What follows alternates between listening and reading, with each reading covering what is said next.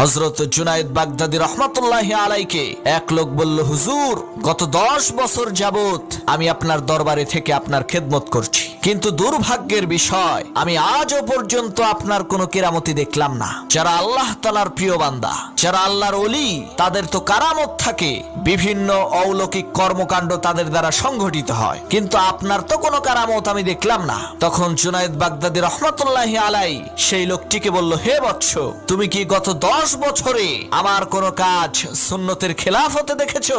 সেই লোক বলল, না, তা তো দেখি নাই। তখন জুনায়েদ বাগদাদী রহমাতুল্লাহি আলাই বললেন, এর চাইতে বড় কারামত আর কি দেখতে চাও, যে একজন লোক 10 বছরের মধ্যে একটা কাজও নবীজির সুন্নতের পরিপন্থী করেনি। সুবহানাল্লাহ, কত বড় আল্লাহর ওলি, 10 বছরে একটা সুন্নত তার বাদ যায়নি। আহারে, আর আমরা প্রতিনিয়ত প্রত্যেক দিন নবীজির শত শত সুন্নতকে জবাই করছি।